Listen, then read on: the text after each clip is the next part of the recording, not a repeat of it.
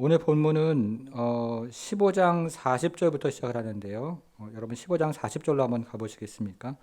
오늘 본문은 15장 40절로부터 시작을 하는데 오늘 본문은 십자가 앞에 서 있는 여인에 대한 이야기로 시작을 합니다. 부활에 대한 이야기로 시작하지 않고요. 오늘 본문은 십자가 앞에 서 있는 여인들에 대한 이야기로 시작을 합니다. 그래서 주보의 첫째 옆에다가 십자가 앞에 여인들 이렇게 한번 적어보겠습니다. 십자가 앞에 여인들 이렇게 한번 적어보겠습니다. 오늘 본문은 15장 40절 부활절 이야기로 시작하지 않고 십자가에 대한 이야기로 시작하는데요. 예수님께서 십자가에 돌아가실 때 그 현장에 있었던 여인들이 있었습니다. 그 여인들이 누구인지 40절, 41절 같이 한번 좀 읽어보겠습니다. 두 절이요. 시작. 멀리서 바라보는 여자들도 있었는데 그 그중에 중에 막달라 마리아와 또 작은 야고보와 요셉의 어머니 마리아와 또 살로메가 있었으니 이들은 이들은 예수께서 예수께서 갈릴리에 갈릴리에 계실 계실 때에 때에 따르며 섬기던 자들이요 또 또 이외에 예수와 함께 예루살렘에 올라온 여자들도 많이 있었더라. 예수님의 십자가 죽음을 지켜본 여인들이 있었는데요. 저희가 40절, 41절을 보니까 막달라 마리아, 그리고 작은 야고보와 요새 어머니 마리아, 또 살로메가 있었다 이렇게 얘기를 하는데요. 여기서 작은 야고보와 요새의 요셉입니다. 요셉을 줄여서 요새라고 그 사람들은 썼는데요. 작은 야고보와 요새의 어머니 마리아는 아마도 예수님의 어머니로 여겨지고요. 살로메는 우리가 아는 것처럼 야고보와 요한의 어머니입니다. 그리고 이들 외에도 예루살렘에서 올라온 여인들이 예수님의 십자가 현장에 있었다라고 마가는 증언을 합니다. 근데 마가는 이 여인들에 대한 설명을 몇 가지 단어로 하는데요. 그 설명을 우리가 좀 들어볼 필요가 있습니다. 자, 먼저 한번 보겠습니다. 첫 번째, 마가가 사용하는 단어는요, 41절에 이야기하는 것처럼 예수님을 따랐다 하는 것입니다. 그런데 마가복음에서는 예수님을 따르다 하는 말을 예수님의 제자들에게 사용하는 말이기 때문에 이 여인들이 예수님의 제자들이었다 그 얘기를 지금 하고 있는 것입니다. 특별히 갈릴리에서 예루살렘까지 이 여인들이 그 험한 여정을 따라왔기 때문에 이 여인들을 마가는 매우 신실한 제자들이었다 그 얘기를 하고 싶었던 모양입니다. 자, 두 번째 단어도 41절에 나오는데요. 이 여인들은 예수님을 섬기는 여인들이었습니다. 여기서 섬긴다는 말이 마가복음에서는요, 두 가지 경우에 사용이 되는데 하나는 천사가 예수님을 섬길 때 사용했던 단어가 바로 이 단어였는데요. 천사가 예수님을 섬길 때 이 단어를 사용을 했고 또 여기서 지금 이 여인들에게 이 단어를 사용하고 있습니다. 그러니까 이 여인들은 천사가 예수님을 섬기는 것처럼 그렇게 섬기는 제자들이었다. 그 얘기를 마가는 또 우리에게 들려주고 있습니다. 여러분 천사가 그 예수님을 섬길 때 어떻게 섬겼을까 한번 상상을 한번 해보십시오. 정말 적절한 때에 꼭 필요한 것을 가지고 섬겼을 텐데요. 마찬가지로 이 여인들이 그렇게 예수님의 필요를 채워주는 그런 제자들이었다라고 마가는 지금 이야기를 하고 있는 것입니다. 그런데 이 여인들을 설명하는 세 번째 단어, 네 번째 단어가 매우 중요한 단어들입니다. 세 번째 단어는 이런 것입니다. 40절을 한번 보겠습니다. 40절 보니까요. 여인들에 대해서 소개를 하면서 멀리서 바라보는 여인들이었다. 멀리서 바라보는 여인들이었다. 라고 이야기합니다. 우리가 마가복음을 원문으로 읽어보면 이 보다라는 말, 바라보다 있죠. 이 보다라는 말을 두 가지 단어가 사용이 되었는데요. 우리말로는 모두 보다라고 되어 있지만 원문에서는 다른 말로 되어 있습니다. 하나는 그냥 지켜보다 이런 말, 구경하다 이런 말로 하나는 보다가 사용이 되었고요.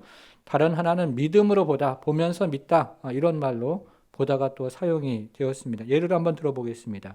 여러분 화면을 한번 보시면요. 마가복음 3장 11절 더러운 귀신들도 어느 때든지 예수를 보면 그 앞에 엎드려 부르짖어 이르되 당신은 하나님의 아들이시니이다. 이렇게 이야기를 하는데요.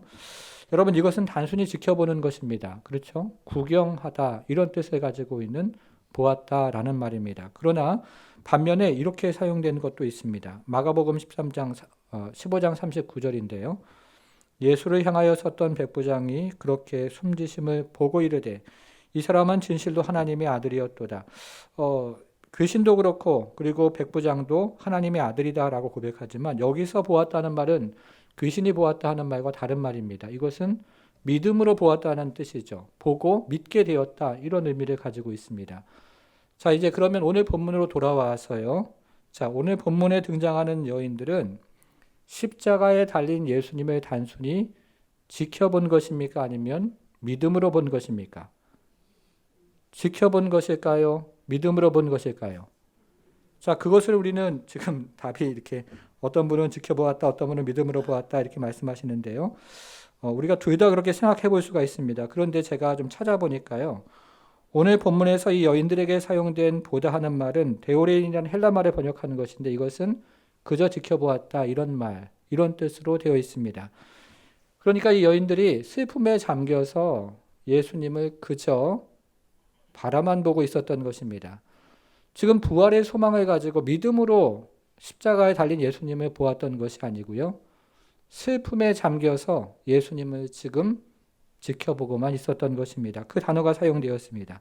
자, 마지막 네 번째 단어도 중요한데요. 40절 다시 한번 보겠습니다.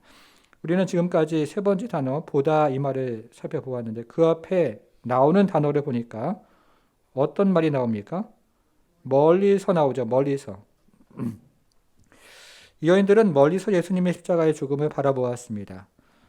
여자들을 무시하는 당시 사회적인 분위기를 보면 이 여인들이 예수님의 십자가를 멀리서 지켜볼 수밖에 없었겠구나 하는 생각도 우리는 들게 됩니다. 그런데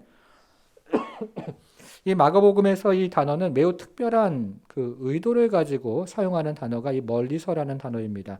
화면으로 마가복음 14장 54절 보겠습니다.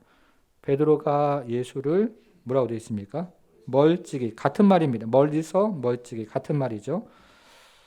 대제사장의 집들 안까지 들어가서 아랫사람들과 함께 앉아 불을 쬐더라.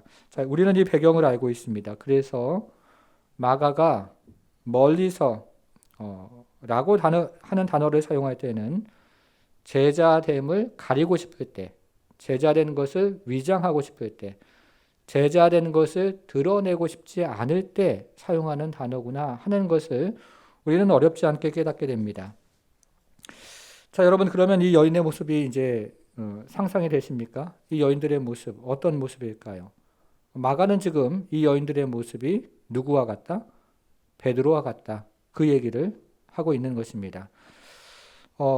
예수님을 멀리서 따랐던 베드로와 같다. 그 얘기를 마가는 하고 있습니다. 예수님을 따르기도 했고 그리고 천사들처럼 수종되기도 했지만 이 여인들은 지금 베드로처럼 멀리서 예수님을 바라보면서 그렇게 머물러 있었던 것입니다. 이것이 슬픔에 잠겨있는 여인들의 모습이었습니다. 자, 오늘 본문에 나오는 두 번째 인물을 한번 보겠습니다. 두 번째 사람은요, 아리마대 사람 요셉인데요. 주보의 둘째 옆에다가 빌라도 앞에 있는 아리마대 요셉이라고 적어보겠습니다. 빌라도 앞에 아리마대 요셉 이렇게 한번 적어보겠습니다. 오늘 본문에 나오는 두 번째 사람은 아리마대 사람 요셉인데요. 42절, 43절을 여러분 같이 한번 좀 읽어보겠습니다. 시작. 이날은 준비일 곧 안식일 전날이므로 저물었을 때에 아리마대 사람 요셉이 와서 당돌이 빌라도에게 들어가 예수의 시체를 달라 하니. 자, 아리마대 사람 요셉은 금요일 저녁 때 빌라도를 찾아와서 예수님의 시신을 요구하고 있습니다. 그런데 당시 분위기에서요, 예수님의 시신을 요구하는 것은 굉장히 쉬운 일이 아니었습니다. 당시 로마에서 형을 받아 죽은 사람은 죽은 이후에도 대우를 받지 못합니다. 특별히 십자가형을 받아 죽은 사람은 죽은 이후에도 십자가에 한동안 매달려 있는 것이 다반사였습니다. 이런 상황에서 사내들인과 로마 정부에서 그 형을 죄값을 받아서 처형된 예수를 찾아 나서는 것 자체가 예수와 함께 공모자로 몰릴 수 있는 그런 상황이었습니다. 이것은 마치 일제시대 때 일본 총독을 찾아가서 독립운동을 하다가 죽은 독립투사의 시신을 내가 요구하는 것과 그런 것과 같은 상황인 것이죠. 그래서 아리마대 요셉이 예수의 시신을 빌라도에게 요청하는 것은 굉장히 위험한 행동이었습니다. 그럼에도 불구하고 아리마대 요셉은 온갖 위험을 무릅쓰고 예수의 시신을 지금 요구하고 있습니다. 자, 그러면 빌라도는 어떻게 합니까? 44절, 45절 보겠습니다. 빌라도는 예수께서 벌써 죽었을까 하고 이상히 여겨 백부장을 불러 죽은 지가 오래냐 묻고 백부장이 알아본 후 요셉에게 시체를 내주느니라. 여러분 44절을 다시 한번 보셔요. 우리말 성경은 어떻게 이야기를 하고 있냐면 빌라도는 예수께서 벌써 죽었을까? 이렇게 궁금하다 하는 식으로 표현하고 있지만 원문을 보니까요. 빌라도는 예수께서 벌써 죽었음을 알았다. 이렇게 되어 있습니다. 빌라도는 예수께서 이미 돌아가셨음을 알고 있었습니다. 그래서 빌라도는 그것을 이상하게 여긴 것입니다. 왜냐하면 십자가에 달려있는 사람은 보통 이틀이나 3일에 걸쳐서 죽었기 때문에 십자가에 달린 바로 그날 예수께서 죽은 것을 빌라도가 매우 이상하게 여겼다. 그런 뜻입니다. 그래서 빌라도는 한 백부장을 불러서 예수의 죽음을 지금 확인하고 있습니다. 그러면 이 백부장이 누구일까요? 자, 15장 39절로 한번 가보시면요. 자, 여기 백부장에 대한 이야기가 나옵니다. 예수를 향하여 섰던 백부장이 그렇게 숨지심을 보고 이렇게 얘기를 하는데요. 바로 이 백부장이었습니다. 이 백부장은 예수님의 십자가 현장에서 예수님의 십자가의 죽음을 집행한 그 백부장입니다. 그러니까 이 백부장은 예수님의 죽음에 가장 가까이에서 보았던 바로 그 백부장입니다. 빌라도가 이 백부장을 불러서 예수의 죽음을 확인하고 있습니다. 그리고서 예수의 죽음을 확인한 후에 그 시체를 요셉에게 넘겨주었던 것이죠. 여러분, 그런데 자유주의 신학자들은 이 부분을 읽으면서 예수가 죽은 것이 아니라 십자가에서 조율도했다가 서늘한 무덤에 가서 깨어났다 이렇게 해석을 합니다. 사람이 죽었다가 살아날 수가 없다는 것이죠. 그러나 오늘 본문이 이야기하는 것이 무엇입니까? 우리가 43절, 44절, 45절을 보는데요. 43절은요. 요셉이 예수께서 죽은 것을 확인했다 그 얘기를 하는 것이고 44절은 빌라도가 예수의 죽음을 확인했다 그 얘기를 합니다. 그리고 45절은 백부장이 빌라도의 죽음을 예수님의 죽음을 확인했다 그렇게 이야기를 하고 있습니다. 그러니까 요셉뿐만 아니라 로마 사람이었던 빌라도 그리고 백부장도 예수의 죽음을 확인했다는 것입니다.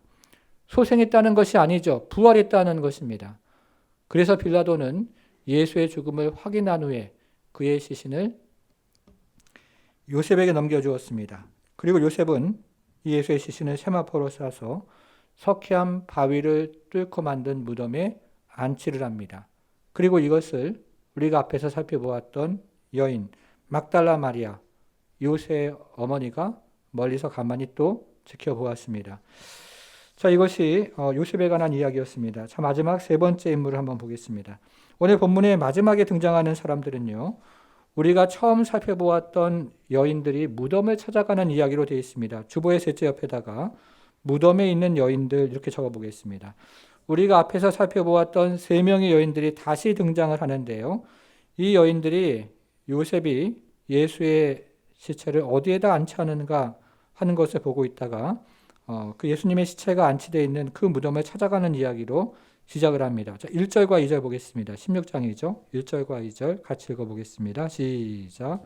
안식일이 지나매 막달라 마리아와 야고보의 어머니 마리아와 또 살로메가 가서 예수께 바르기 위하여 향품을 사다 두었다가 안식 후 첫날 매우 일찍이 해돋을 때에 그 무덤으로 가며 이제 안식일이 지나고 안식일 다음 날이 되었을 때 새벽 일찍 이 여인들이 예수께서 예수님의 장사를 위해서 예수님의 시신이 안치된 무덤을 찾아갑니다. 여러분, 이 여인들이 어떤 여인들이었습니까? 우리는 이렇게 이 여인들을 잘 알고 있습니다. 이 여인들은 비록 멀리서 예수의 죽음을 바라보았지만 다른 제자들이 다 도망가는 상황에서 마지막까지 십자가 현장을 지켰던 여인들이었습니다. 그리고 안식일이 지난 다음 날의 아침 일찍 장사를 지내기 위해서 예수님의 시신이 안치된 바로 그 무덤을 찾아가고 있습니다. 거기서 천사를 만나서 천사가 전해주는 부활의 소식을 듣고 기쁨으로 제자들에게 이 부활의 소식을 전해주는 그런 부활의 증인이었습니다. 그래서 이 부활의 첫 번째 증인이 된 사람들이 바로 여인들이었습니다. 우리는 이 여인들에 대해서 이렇게 알고 있습니다. 여러분, 그러나 우리가 지금 살펴보고 있는 16장 1절부터 8절을 보시면요. 마가는 다른 관점을 가지고 이 여인들에 대한 설명을 하고 있습니다. 어떤 관점을 가지고 설명을 하고 있을까요? 같이 한번 보겠습니다. 이 여인들에 대해서 두 가지 얘기를 하고 있는데요. 크게 첫 번째는 이 여인들이 지금 걱정에 사로잡혀 있다. 그 얘기를 하고 있습니다. 여러분 3절을 같이 한번 보겠습니다. 같이 읽어볼게요. 시작. 서로 말하되 누가 우리를 위하여 무덤 문에서 돌을 굴려주리요 하더니. 자, 이 여인들은 무덤으로 가면서 지금 걱정에, 인간적인 걱정에 사로잡혀 있습니다. 예수님께서 이전에 당신의 순환과 부활에 대해서 여러 차례 말씀하셨는데 그렇게 말씀하셨음에도 불구하고 지금 무덤 앞에 있는 그 돌을 어떻게 할까? 어떻게 장사를 지내야 되나? 이 인간적인 걱정에 이 여인들은 사로잡혀 있는 것입니다. 하나님의 능력을 기대하지도 못하고 예수의 부활을 기대하지도 못한 채 인간적인 걱정에, 그 걱정에 꽉 사로잡혀 있는 여인들의 모습을 우리는 여기서 보게 됩니다. 자, 둘째로 이 여인들은 지금 큰 두려움에 사로잡혀 있습니다. 자, 이 여인들이 무덤에 도착해 보니까요, 무덤의 그 입구를 가로막고 있는 돌이 한쪽으로 치워져 있었습니다. 그래서 여인들이 무덤 안으로 들어갔고 거기서 천사를 보고 깜짝 놀랍니다. 이 천사들이 여인들에게 이런 메시지를 전해줍니다. 6절과 7절입니다. 같이 읽겠습니다. 시작. 청년이 이르되 놀라지 말라. 너희가 십자가에 못 박히신 나사렛 예수를 찾는구나. 그가 살아나셨고 여기 계시지 아니하니라. 보라 그를 두었던 곳이니라. 가서 그의 제자들과 베드로에게 이르기를 예수께서 너희보다 먼저 갈릴리로 가시나니 전에 너희에게 말씀하신 대로 너희가 거기서 배우리라 하라 하는지라. 아멘. 여러분, 여기는 두 가지 메시지가 있습니다. 하나는요, 예수께서 다시 살아나셨다는 것이죠. 예수님이 죽음의 자리, 무덤의 자리에 머물러 있지 않고 부활하셨다. 그 메시지를 여인들에게 전하고 있습니다. 그리고 둘째는 예수께서 살아나셔서 먼저 갈릴리로 가니까 제자들에게 너희도 갈릴리로 가라. 이렇게 명하라는 메시지를 지금 전하고 있습니다. 그런데 이 여인들이 지금 어떻게 하고 있습니까? 그 다음 절 8절. 여자들이 몹시 놀라 떨며 나와 무덤에서 도망하고 무서워하여 아무에게 아무 말도 하지 못하더라. 자, 여기는 여자들의 5가지 반응이 나옵니다. 한번 보겠습니다. 첫째는 몹시 놀랐다 하는 것이고요. 둘째는 떨었다 하는 것입니다. 셋째는 도망갔고요. 넷째는 무서워했고, 다섯째는 아무에게 아무 말도 하지 않았다는 것입니다. 그런데 우리가 이 본문을 얼핏 읽으면 어떻게 보통 많이 이해들을 하시냐면요. 이 여인들의 반응이 하나님을 만난 사람의 두려움, 그 경외감이라고 이해를 하는 경우가 많습니다. 혈중 여인이 예수님의 옷자락을 만져서 고침을 받았을 때 느꼈던 그 경외심, 두려움, 그리고 예수님의 제자들이 바다를 걸어오는 그 예수를 만났을 때 느꼈던 그 두려움, 그리고 그 경외심이라고 해석을 하고 이해를 하는 것입니다. 그러나 여기에 나오는 두려움은 단순한 두려움이었습니다. 이것을 원문으로 읽어보면 여자들이 먼저 도망을 갔다는 이야기로 시작합니다. 왜냐하면 너무 떨렸기 때문에요. 너무 놀랐기 때문에 그렇습니다. 그런 다음에 이 여자들은 아무에게 아무 말도 하지 못했습니다. 왜냐하면 너무 무서웠기 때문에 그렇습니다. 이것이 원문의 순서입니다. 자, 그러니까 여기 나오는 여인들은 단지 두려웠던 것입니다. 경외감에 사로잡혀 있다는 것이 아니고요. 두려움에 사로잡혀 있다라고 막아는 이야기합니다. 여러분, 이 여인들의 모습이 머릿속에 그려지십니까? 그러면 이 여인들은 지금 무엇을 이야기하고 있는 것입니까? 다시 한번 마가는 이 여인들의 모습이 베드로와 같다, 그 얘기를 하고 싶었던 모양입니다. 베드로가 예수님에 대한 충성심 때문에 대제사장의 집에까지 찾아갔던 것처럼 이 여인들도 예수님에 대한 충성심 때문에 무덤까지 찾아갑니다.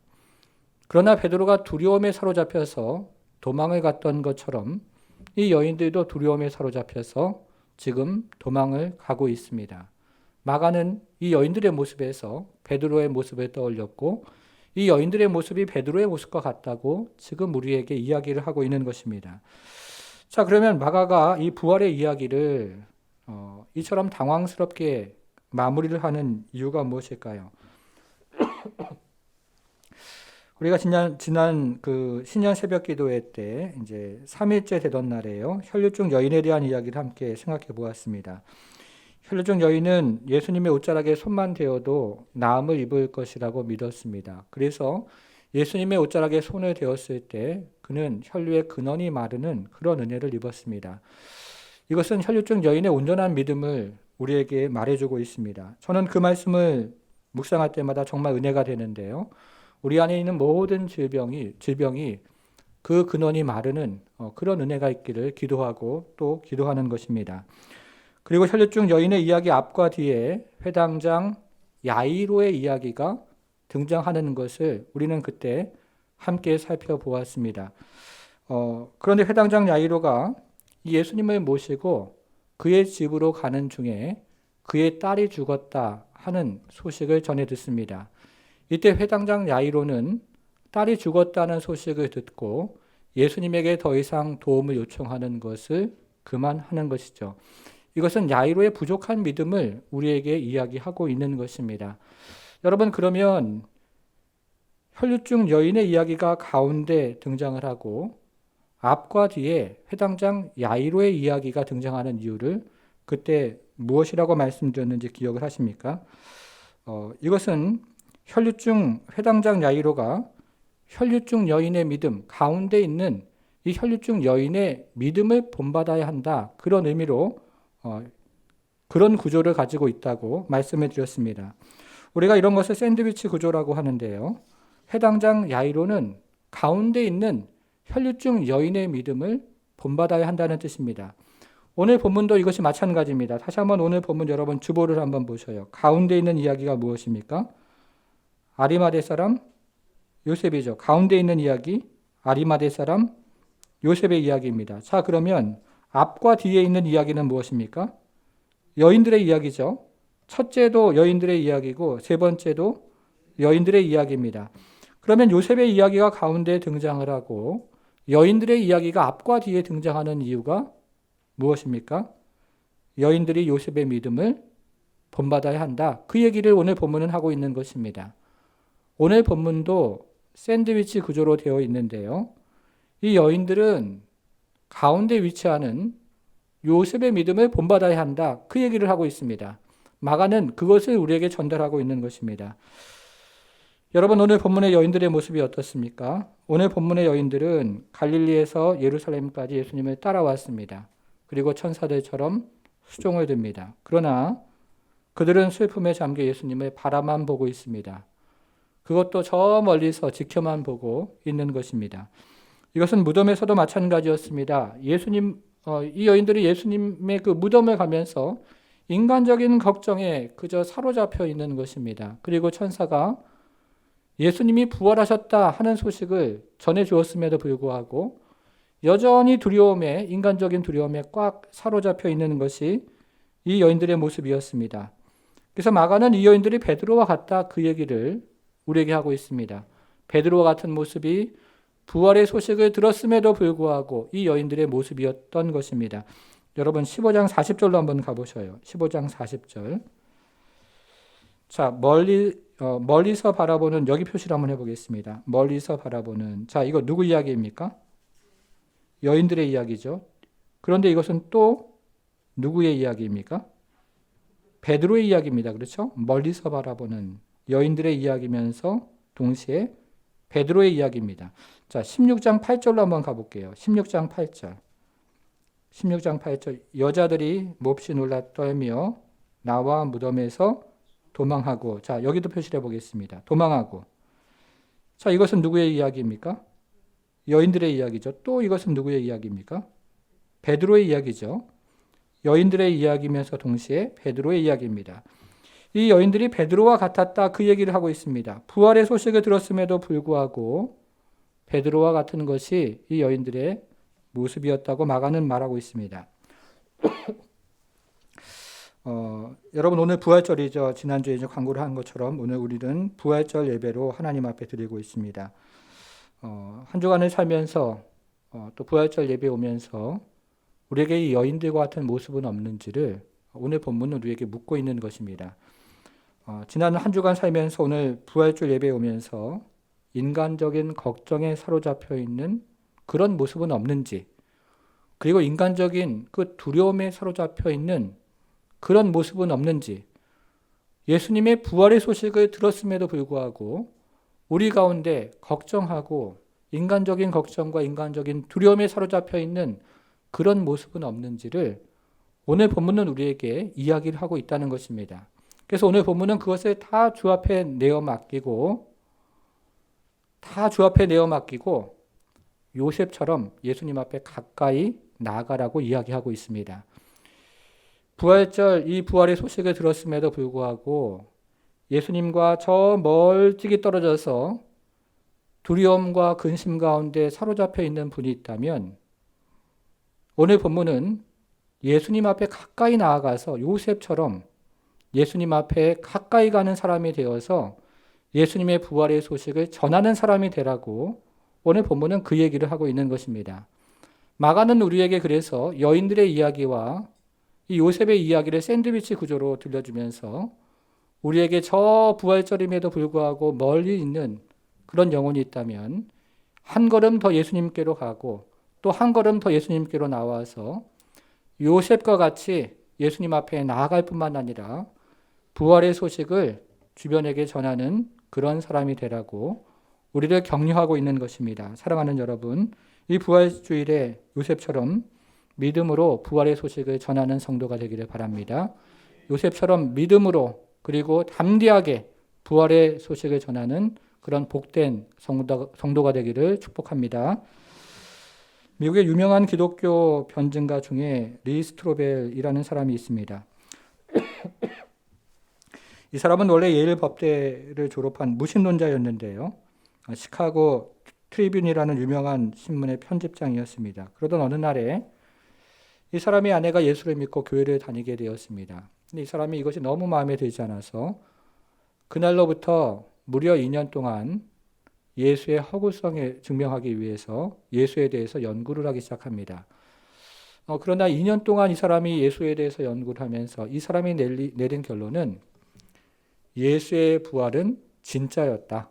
이것이 이 사람이 내린 결론이었습니다. 그래서 이 사람은 목사가 되었고 지금도 변증가로 활동을 하고 있습니다. 여러분, 그런데 이 사람이 예수의 부활을 믿게 된 결정적인 원인이 무엇이었냐면 제자들의 변화에 있었습니다. 여러분, 예수께서 십자가에 못 박혀 돌아가셨을 때 제자들이 어떻게 했습니까?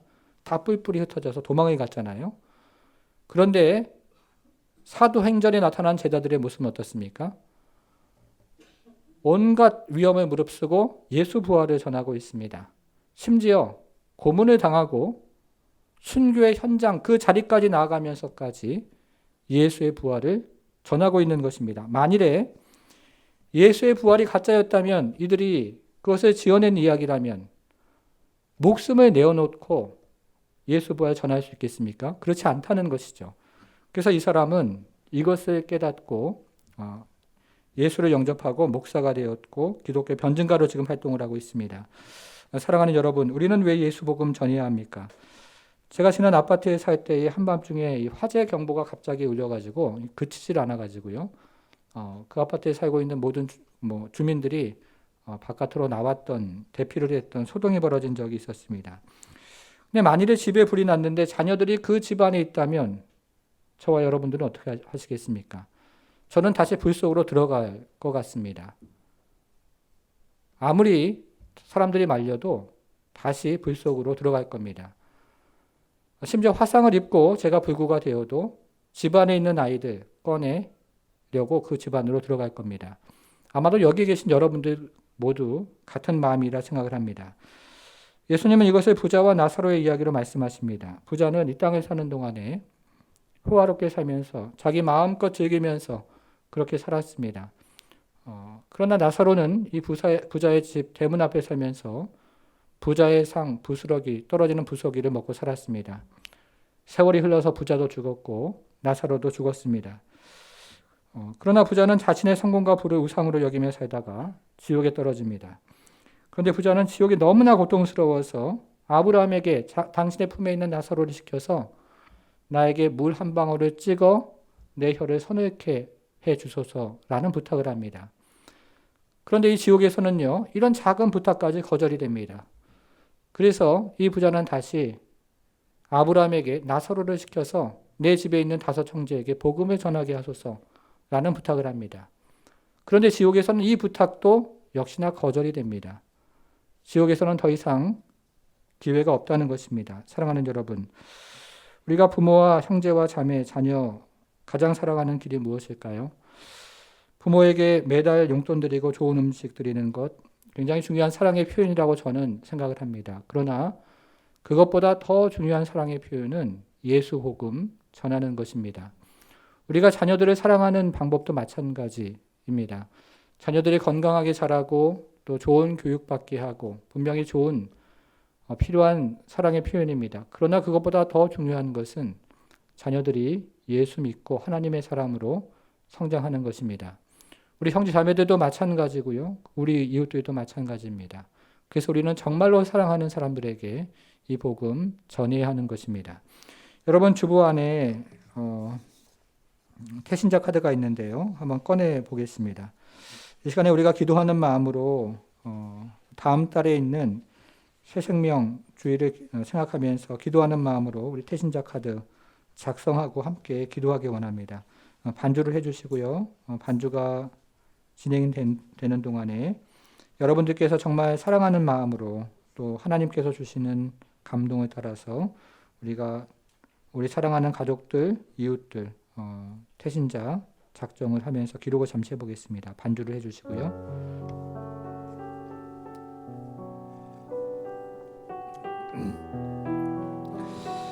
갈라디아서 6장 9절입니다. 우리가 선을 행하되 낙심하지 말지니 포기하지 아니하면 때가 이름에 거두리라. 우리가 복음을 전하면서 낙심할 때 있습니다. 금방 열매가 나타나지 않을 때 낙심할 때가 있죠. 그러나 우리 주님께서 포기하지 않으면 때가 이름에 거두리라 약속하십니다. 그래서 우리는 모든 것 주께 좀 내어 맡기고 이 시간에 기도하는 마음으로 태신자 작정하고 하나님의 때가 있습니다. 하나님의 때가 분명히 있으니까요. 우리가 때를 모르기 때문에 이번에도 전도하고 초청하고 계속 우리는 하나님께서 주시는 사명을 감당할 때 주께서 때가 이름에 거두는 은혜도 주실 것입니다.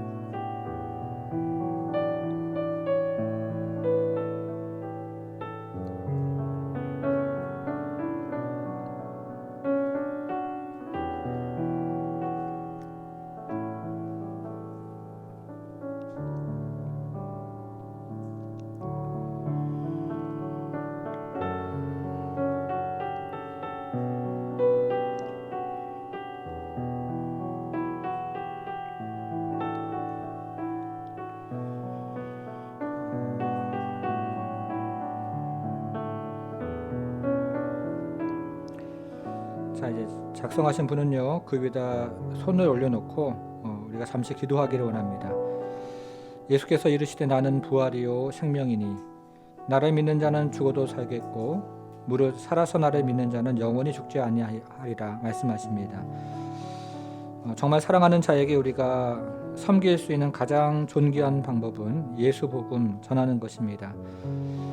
예수께서 부활이요 생명이라고 말씀하셨던 것처럼 믿는 자는 죽어도 살고 살아서 믿는 자는 영원히 죽지 않는다고 예수님께서 말씀하셨기 때문에 우리가 사랑하는 사람들을 섬길 수 있는 가장 존귀한 방법, 예수 부활 증거하는 것입니다. 이 시간에 카드를 붙잡고요, 주께서 긍휼을 베풀어 달라고, 불쌍히 여겨 달라고, 성령께서 불러주시고 그 마음 가운데 은혜 베풀어 주시고 성령의 세례를 하나님께서 베풀어 주셔서 정말 성령으로 거듭나는 그런 은혜가 있도록 새생명 주일의 발걸음을 이쪽으로 옮길 수 있는 마음도 주시고 또 그 마음을 감동시키는 성령께서 참으로 하나님의 자녀가 되는 그런 은혜 베풀어 달라고 우리가 함께 기도하기 원합니다. 기도하겠습니다. 하나님 아버지 우리에게 주시는 이 생명의 주일에 부활 하나님 아버지 주일에 참으로 하나님 아버지 주님께서 주시는 이 긍휼함 그리고 하나님 아버지 불쌍히 여겨주시는 하나님의 은혜, 성령께서 불러주시는 은혜, 하나님 아버지 생명의 은혜, 하나님 구원의 은혜, 하나님 영광스러운 이 복음의 은혜 주 앞에 하나님 아버지 구하며 나아갑니다. 하나님 아버지 부모님을 참으로 봉양하고 섬기고 하나님 아버지 그리고 자녀들을 하나님 아버지 교육하고 자라가게 하고 하나님 그런 은혜를 우리에게 하나님 아버지 주신 거 감사합니다. 그러나 주님께서 영원한 생명 하나님 아버지 사람이 한 번 죽는 것은 정해진 것이요 그 후에는 심판이 있겠다고 말씀하셨는데 그 심판에 하나님 아버지 그래서 하나님 나오고 면하고 예수의 보혈 구속의 하나님 아버지 대속을 가지고 주 앞에 기도하며 주님의 도우심과 인도하심을 구하며 나아가는 하나님 그런 은혜와 그런 도우심을 경험하기 원합니다. 주님 우리가 하나님 베드로의 자리에 있지 아니하고 여인들의 하나님 아버지 자리에 있지 아니하고 요셉처럼 하나님 아버지 담대하게 예수 앞에 나아가고 가까이 가고 주님의 도우심과 인도하심을 구하며 주 앞에 나아가기 원하오니 주여 긍휼히 여겨주시고 불쌍히 여겨주셔서 우리 사랑하는 가족들이 그리스도 예수 안에서 하나님 아버지 구원의 은혜를 경험하고 십자가의 은혜를 경험하며 주 앞에 나가는 은혜가 있도록 하나님 도와주시기를 기도하오니 하나님 우리의 영혼이 하나님 잠잠히 있지 아니하고 영혼 사랑하는 하나님 그 마음을 부어주셔서 주께서 주시는 하나님 마음 가지고 하나님 담대하게 주 앞에 나가는 은혜가 있도록 우리 하나님께서 함께해 주옵소서. 주님 역사해 주옵소서. 하나님 아버지 우리에게 먼저 구령의 열정을 회복하여 주옵소서. 지난 하나님 아버지 코로나 기간 동안에 우리가 하나님 아버지 참으로 기도하며 주 앞에 말씀을 듣는다고 하였지만 그러나 우리의 심령이 메말라 있는 것 하나님 우리의 심령이 참으로 달라붙어 있지 아니하도록 주여 도와주시고 여인들처럼 베드로처럼 멀리 있는 심령이 있다면 다시 한번 요셉처럼 주 앞에 가까이 나와서 하나님을 바라보고 참으로 예수 앞에 나아가 담대하게 복음을 전하는 심령과 은혜를 부어주시기를 기도합니다. 성령께서 하나님의 마음 부어주시고 성령께서 온 교회 위에 은혜와 은총의 마음 하나님 부어주시고 영혼을 향한 불쌍함과 긍휼의 마음 하나님 부어주셔서 성령의 충만함을 경험하게 부족함이 없도록 우리 하나님 함께해 주옵소서. 하나님 이 시간에 하나님 아버지 태신자를 적으며 하나님 앞에 참으로 이름들을 하나하나 불러가며 붙잡고 기도합니다. 주여 긍휼히 여겨주시고 주여 불쌍히 여겨주시고 성령께서 불러주시며 성령께서 발걸음 옮기게 하나님 도와주시고 하나님 인생을 살아가면서 하나님 아버지 참으로 영원한 인생이 어디 있겠습니까? 언제 하나님 아버지 참으로 인생 데려갈지 모르는 그 하나님 아버지 급박함 가운데 우리가 인생을 살아가고 있는데 주여 이번 기회가 마지막 기회라는 생각을 가지고 주 앞에 하나님 간절히 메어 달릴 때 우리 사랑하는 성도들의 기도를 주님 들으시고 역사하시고 인도하셔서 하나님 아버지 주님께서 참으로 우리가 하나님 적은 이 태신자가 이 자리에 와서 복음의 선명한 것을 듣고 거듭나는 역사가 있도록 우리 하나님 은혜를 베풀어 주옵소서. 감사드리며 예수님의 이름으로 기도하옵나이다. 아멘.